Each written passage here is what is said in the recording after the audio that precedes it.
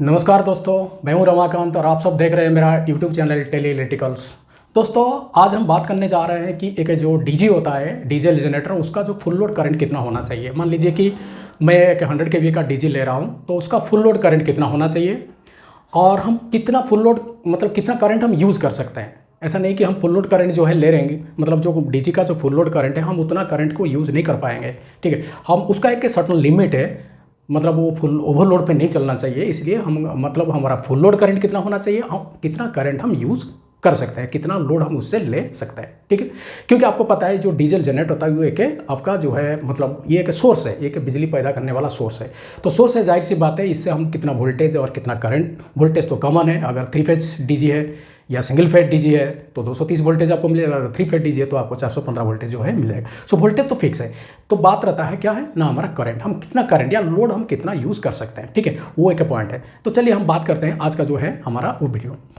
तो सबसे पहले जैसे कि आप लोगों को पता है कि जो इलेक्ट्रिकल पावर होता है, वो पावर का जो फॉर्मूला होता है सिंगल फेज के लिए, वो है हमारा VI cos फाई।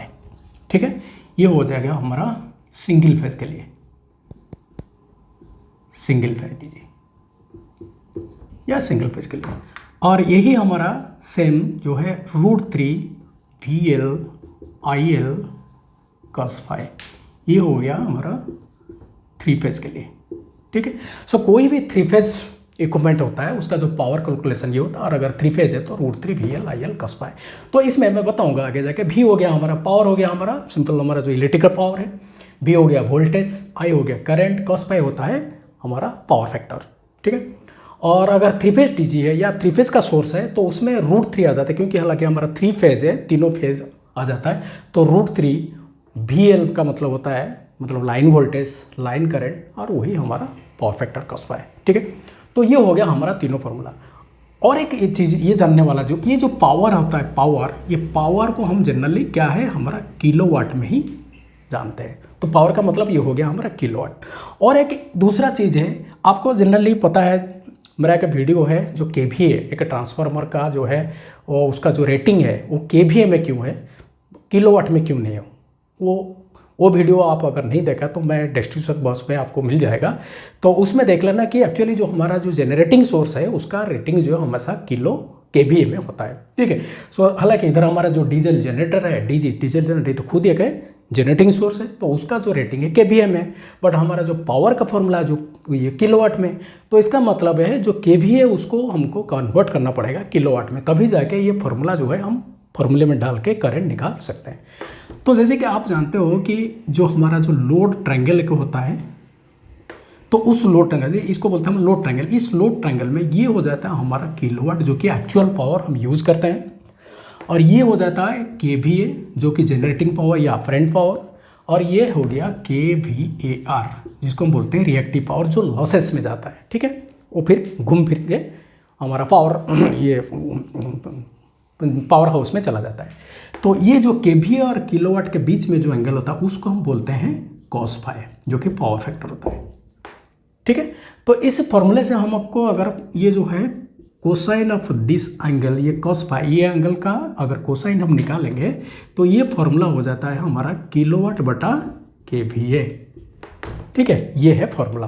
तो इस फॉर्मूले से हम ये निकाल सकते हैं कि हमारा जो है किलोवाट ये कितना होना चाहिए ना, KVA गुना cos फाई। ठीक है, ये हो गया हमारा फॉर्मूला कि हमारा जो है KVA को सबसे पहले किलोवाट में कन्वर्ट करेंगे, उसके लिए जो फॉर्मूला बनता है वो किलोवाट बराबर कितना है ना, KVA गुना cos फाई है। तभी जाके हमारा ये फॉर्मूले को इसमें डालेंगे तब आप करंट निकाल सकते हो। ठीक है, तो ये हो गया हमारा आज का जो टॉपिक है, हम इसको कैलकुलेशन कैसे करेंगे। और एक मज़ेदार चीज़ ये है कि मैं ये वीडियो में ये कैलकुलेशन पहले तो दिखाऊंगा जो कि एग्जैक्टली इंजीनियरिंग कैलकुलेशन, जिसके लिए पेन एंड पेपर चाहिए, बट एक ट्रिक्स भी है, एक मज़ेदार ट्रिक्स है जिसमें कि आपको विदाउट पेन एंड पेपर, आपको पेन पेपर की ज़रूरत नहीं है। आप सिंपल कितना KVA, सिंपल वो ट्रिक्स फॉलो करो और आपको करंट पता चल जाएगा। ठीक है, तो उसके लिए आपको जो है ना ये जो वीडियो है जो है लास्ट तक जरूर देखते रहना, तभी जाके आपको ये पता चल जाएगा वो ट्रिक्स क्या है। तो सबसे पहले जो है हमारा जो इंजीनियरिंग फॉर्मूला है उस हिसाब से हमको ये निकालना पड़ता है, उसको हम पहले जानेंगे। ठीक है, क्योंकि ये जानना जरूरी है। कहीं ना कहीं आपको जो है, कहीं आप अगर इंटरव्यू फेस करोगे, कहीं हमारा मतलब जो है कैलकुलेशन एग्जैक्ट है कि कैलकुलेशन हम कैसे निकालते हैं, ये जानने के लिए ये फॉर्मूला हमको जानना जरूरी है, उसका कैलकुलेशन प्रोसेस भी हमको जानना जरूरी है। बट वो वाली जो ट्रिक्स है तो उसमें क्या ना, फटाक से कोई पेन एंड पेपर की जरूरत नहीं है, हालांकि उसमें 99% एक्यूरेसी है, स्टिल देन ये एक्सेप्टेबल होता है, ठीक है। बट वो ट्रिक्स जानना जरूरी है, ताकि आपको मान लीजिए ऐसा एक सिचुएशन आ जाता है, आपके पास कुछ है ही नहीं तो आप कैसे निकालोगे, तो जरूरी नहीं। और सामने वाला जो है मान लीजिए आपका इंटरव्यू लेता है या पूछता है, तो वो ये जानना चाहता है कि आपके पास वो नॉलेज है कि नहीं, वो जानना चाहता है, वो एक्चुअल कितना एक्सपीरियंस है, क्या जानते हो, तो ये वो वाला ट्रिक्स आपको जानना जरूरी है। चलिए हम एग्जैक्ट कैलकुलेशन अभी करने जा रहे हैं, ये है हमारा फॉर्मूला। तो सबसे पहले हमको जो है किलोवाट को जो है अभी सॉरी केवीए को जो है किलोवाट में हमको कन्वर्ट करना पड़ेगा, तभी जाके हम कर सकते हैं। अभी जो है हमारे पास मान लीजिए एक सिंगल फेज डीजी है और एक 3 फेज डीजी है, ठीक है। हम निकालने जा रहे हैं ये सिंगल फेज डीजी में हमारा जो कैलकुलेशन करेंगे, फिर 3 फेज लेके हम कैलकुलेशन करेंगे। मैं दोनों आपको बता दूंगा, तो ताकि ये आपके लिए इजी हो जाएगा। चलिए सबसे पहले हमारा जो है ये सिंगल फेज के बारे में बात करते हैं। मान लीजिए एक 100 kVA डीजी है, ठीक है। ये 100 kVA डीजी से हम कितना करंट ले सकते हैं, सबसे पहले तो जानेंगे कि 100 kVA डीजी का फुल लोड करंट कितना होता है। चलिए तो हमारा जो है P कितना हो गया, जो कि kVA में है, जो डीजी का जो रेटिंग है, सॉरी मैं ऐसे लिखता हूँ, डीजी रेटिंग जो है कितना है ना, 100 kVA। और मान लीजिए कि ये सिंगल फेज है, मान लीजिए ये सिंगल फेज डीजी है, क्लियर है। चलिए हम अभी इसका कैलकुलेशन करते हैं। तो सबसे पहले जो है हमारा ये बता रहा है कि P बराबर VI cos फाई, और P जैसे कि मैं पहले बता चुका हूँ, P अभी किस में, ये P जो है किलोवाट में होता है। सो किलोवाट बराबर VI cos phi, clear. Implies अब ये किलोवाट इधर है, बट इधर VI cos फाई, तो अब किलोवाट तो नहीं है, हमारा डीजी का जो कैपेसिटी है वो तो किलोवाट में नहीं रहता, वो तो केवीए में आता है। तो इसीलिए मैं पहले बता चुका हूँ कि हमको इसको केवीए में जो है उसको किलोवाट में कन्वर्ट कर देंगे। तो ये क्या हो जाता है ना, केवीए इंटू कॉस फाई बराबर VI cos फाई। सो देखिए दोनों तरफ ये जो इक्वेशन है, इस इक्वेशन में दोनों तरफ में आपको क्या मिलेगा ना, cos फाई, तो इसको आप कैंसिल कर लीजिए, कोई इशू नहीं है, ठीक है। तो अभी बचता क्या है ना, KVA, लेफ्ट साइड में KVA और राइट साइड में क्या है, V गुना I। तो हमको चाहिए क्या ना, करंट चाहिए। V हमेशा फिक्स होता है, अगर सिंगल फेज डीजी है तो आपका 230 वोल्टेज मिलेगा, ठीक है। तो V कांस्टेंट होता है, V का कोई इशू नहीं है, इशू है हमारा करंट कितना ये फुल लोड करंट निकालेगा। तो इस फॉर्मूले से हमको क्या अभी पता चल जाता है ना, I बराबर KVA बटा V, सिंपल। अभी ये जो KVA है इसको जो है ना, अभी V और I इस साइड में आप देखो, V और I मतलब अगर इसको हम कन्वर्ट में ये मल्टीप्लाई करते हैं, कोई भी V का वैल्यू ले लीजिए, करंट हमको पता चले उसका वैल्यू ले लीजिए, तो ये आपको आ जाएगा क्या, VA मतलब वोल्टेज इंटू एम्पियर, जिसको हम वाट बोलते हैं। तो अगर इसको किलोवाट में कन्वर्ट करना था, 1000 डिवाइड करेंगे तभी जाके किलोवाट में कन्वर्ट होगा। तो इसका दूसरा अर्थ ये हो गया, हमारा इस साइड में जो KVA है इसको हम क्या कर देंगे, अभी वोल्टेज में convert, sorry volt and ampere में कन्वर्ट कर देंगे, तब हो जाएगा। तो मतलब तभी जाके ये हमारा दोनों तरफ लेफ्ट साइड और राइट साइड में बैलेंस हो जाएगा। सो KVA ये जो मैंने बताया था 100 KVA, तो 100 जो KVA है इसको हम क्या कर देंगे ना, 100 KVA को हटा देंगे तो ये हो गया VA, क्लियर। अब सिंपल हो गया। और ये हो गया हमारा V कितना है ना, 230 वोल्टेज है, हमारा जो सिंगल फेज वोल्टेज है वो 230 वोल्टेज है,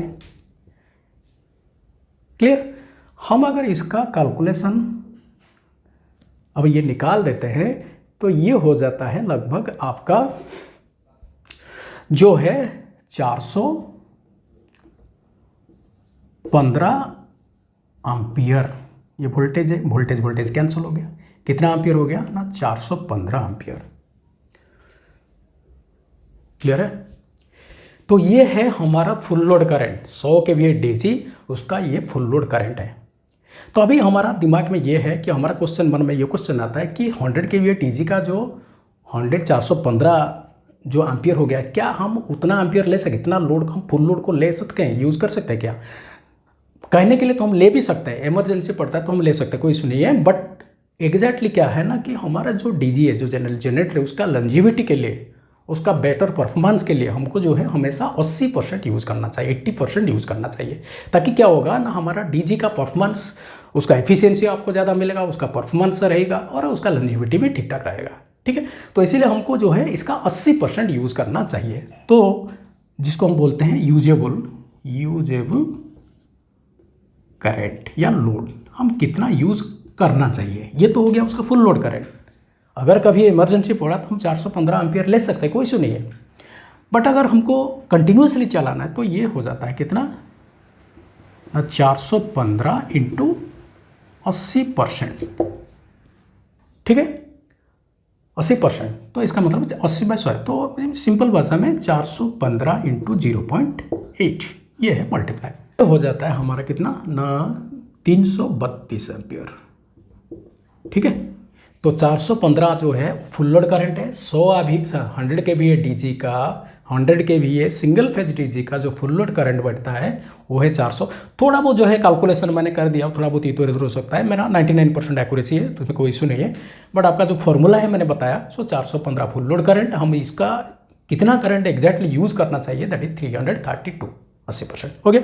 अब चलते हैं हमारा जो है 3 पे डीजी के लिए। रेटिंग मैं ले रहा हूँ अभी, डीजी रेटिंग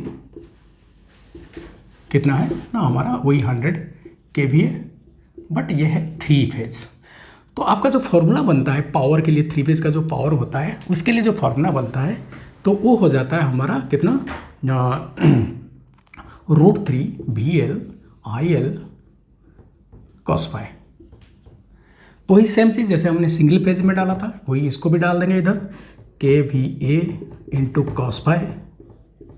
ठीक है, मतलब पी का जो वैल्यू हमने डाला किलोवाट को मैंने कन्वर्ट डायरेक्टली कर दिया, और इधर ये जाता है हमारा √3 इंटू भी। ये जो भी है यही एक चीज़ है, हमारा 3 फेज जो वोल्टेज होता है वो हमारा जो स्टैंडर्ड वोल्टेज होता है वो है 415 वोल्टेज। ये जानना जरूरी है। सिंगल फेज के लिए हमने कितना डाला, 230 वोल्टेज, और इधर ये जो 3 फेज के लिए जो वोल्टेज होता है वो है 415 वोल्टेज, जो कि स्टैंडर्ड वोल्टेज है। ठीक है, जो फेस टू फेस वोल्टेज है, इसको ध्यान देना। तो ये 400 वोल्टेज इंटू cos phi को दोनों तरफ कैंसिल कर देंगे। ठीक है, कोई इशू नहीं है, इधर मैं कर देता हूँ cos phi, तो ये कैंसिल हो गया। तो अभी जैसे कि मैंने अभी सिंगल फेज के लिए ये kVA के लिए मैंने डाला था कितना, 100, हमारा कितना रेटिंग है 100 kVA, तो आप ले सकते हो इधर 100 kVA, मतलब मैंने kVA को हटा दिया तो क्या हो जाएगा, 1000 मल्टीप्लाई हो जाएगा, गुना हो जाएगा वोल्टेज। इधर हो गया हमारा √3 का मतलब हो गया 1.732 इंटू 415 इंटू आई। ठीक है, तो अब ये आई आप निकाल दीजिए, इजीली निकल जाएगा। तो ये हो गया 1 लाख। ठीक है ना, 1 लाख अपन 1.732 इंटू 415, ये हो जाता है 718। अगर इसको मल्टीप्लाई करेंगे ये कितना हो जाएगा, 718। ठीक है, और इसको अगर डिवाइड कर देंगे वो हो जाता है 139 एम्पियर। मैं कैलकुलेट करके अभी दिखाऊँ तो ये है 139 एम्पियर, बट पर फेज। ठीक है ना, क्यों, हमारा 3 फेज डीजे पर phase, R phase, Y phase और वी फेज, तीनों फेज में, हर एक फेज में आपको 139 एम्पियर मिलेगा। अगर हम इसको 3 गुना कर देंगे, तीनों फेज का अगर सम्मेशन कर देंगे, मतलब कुल मिला के कितना होगा, 400, लगभग 438-37 करंट हो रहा है। ठीक है, 417-18 सॉरी कितना हो रहा है, इंटू अगर 3 कर देंगे ये कितना हो जाता है, 417 एम्पियर। क्लियर हुआ। जबकि हमारा सिंगल फेज में कितना निकला था, 415 एम्पियर, मतलब हुआ। तो ये बराबर होता है, कोई इशू नहीं। बट हमारा एक इशू मतलब हमारा एक फ़ायदा क्या है इस 3 फेज डीजी में, कि पर फेज हम लोड ले सकते हैं। मतलब एक आर फेज न्यूट्रल के साथ किसी को दे दिया, वाई फेज और न्यूट्रल लेकर और किसी को एक लोड को दे दिया, तो उसमें डिस्ट्रीब्यूशन करने के लिए आसान होता है। जबकि सिंगल फेज में डिस्ट्रीब्यूशन करना इतना आसान नहीं हो पाता। ठीक है, ये 3 फेज डीजी का फ़ायदा है। तो आपको अभी पता चल गया सिंगल फेज डीजी का लोड कैलकुलेशन और 3 फेज डीजी का लोड कैलकुलेशन। ये 3 फेज में कितना होता है और इसमें सिंगल फेज में कितना होता है, तो ये कंपैरिजन मैंने करके दिया। अभी चलते हैं वो जानने के लिए, अब कोई भी डीजी ले सकते हो, कितना kVA का डीजी ले सकते हो, बट फॉर्मूला यही है, आप आराम से निकाल सकते हो। अभी हमारा जो है, मैंने जैसे स्टार्टिंग में बताया था कि आपको एक ऐसा ट्रिक बताऊंगा जो कि आप आसानी से, कोई पेन एंड पेपर की बिल्कुल ज़रूरत नहीं है, आप आराम से निकाल सकते हो, कोई भी कितना kVA का डीजी हो। ठीक है, चलता वो वाला ट्रिक अभी बताने जा रहा हूँ। हाँ, तो चलिए, तो वो ट्रिक्स क्या है तो ट्रिक्स ये है भैया कि हमारा जो है सिंगल फेज डीजी होता है, ठीक है ना, सिंगल फेज डीजी अल्टरनेटर होता है। अब सिंपल इसमें क्या कर देना 4.1 मल्टीप्लाई कर देना, कितना भी केवीए हो मल्टीप्लाई कितना कर देना 4.1। और अगर 3 फेज डीजी है तो इसमें क्या कर देना जस्ट इसका उल्टा, मतलब कितना 1.4। सिंपल, बस इतना ही है ना आसान। तो आपको आराम से अभी निकाल सकते हो। मान लो अभी मैंने कितना बताया, अभी हमारा जो कैलकुलेशन हुआ था कितना केवीए को लेकर ना 100 केवीए को लेके, ठीक है। तो अभी थोड़ा सा क्रॉस चेक कर लेंगे। जो इतना लंबा चौड़ा कैलकुलेशन हमने मतलब करके दिखाया आपको, जो कि इंजीनियरिंग फार्मूले में होता है, तो क्या हमारा ये जो है ट्रिक्स है, ठीक है ना। जैसे गांव में बोलते हैं ना, गाउटी का जो कुछ कैलकुलेशन ऐसा होता है गांव वाले, मतलब गांव में ऑटोमेटिक मतलब थोड़ा बहुत कुछ ट्रिक्स अप्लाई कर देते हो जाता है, इसी को बोलते हैं गाउटी भाषा में। तो ये जो है मैंने ट्रिक्स बताया 100 के भी है, अगर सिंगल फेज है, 100 कितना है ना सिंगल फेज है। चलिए मैंने कितना बताया था ना 4.1 मल्टीप्लाई कर देना 4.1, तो आप कर लीजिए, तो कितना हो गया 410 एम्पियर। क्लियर। और पहले मैंने बना के रखा था उस समय कितना दिखाया था ना 415 एम्पियर। सो लगभग 99% एक्यूरेसी, कोई इशू नहीं, हो गया कि नहीं, सिंपल। अब अगर वही उसको अभी क्या कर दिया 3 फेज कर दिए, ठीक है, 100 के वी डीजी, अभी ये 3 फेज है। तो इसमें मैंने क्या बताया था उल्टा कर देना, सिंपल क्या है 1.4 कर देना। तो इसमें कितना हो गया 140 एम्पियर, 140 एम्पियर पर फेज, हो गया क्लियर। और उस समय हमने निकाला था वही लगभग वही 400 माने 139 एम्पियर पर फेज अभी। सो इसमें बोल रहा हूँ ना ये 99% एक्यूरेसी, कोई इशू नहीं है, कितना आसान है देख लीजिए। और अगर हम इसको 3 फेज, ये तो है सिंगल फेज, पर फेज में इतना आपको मिलेगा। अगर 3 फेज में ले लेंगे 14 × 3 मतलब कितना 420 एम्पियर टोटल जो है 3 फेज में टोटल करंट जो है वो 420 एम्पियर।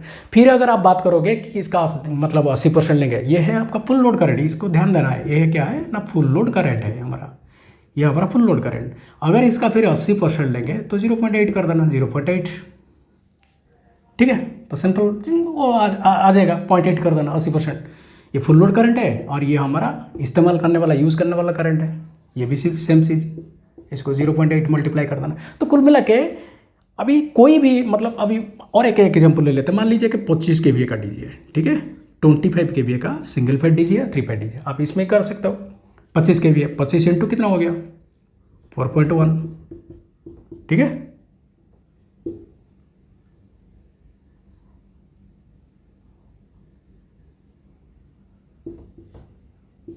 तो सो लगभग ये कितना 103 एम्पियर आ रहा है, 103 एम्पियर आ रहा है। मतलब सिंगल फेज की बात करते हैं, सिंगल फेज है। ये 3 फेज की अगर बात करेंगे तो ये कितना हो जाएगा ना 25 इंटू 1.4,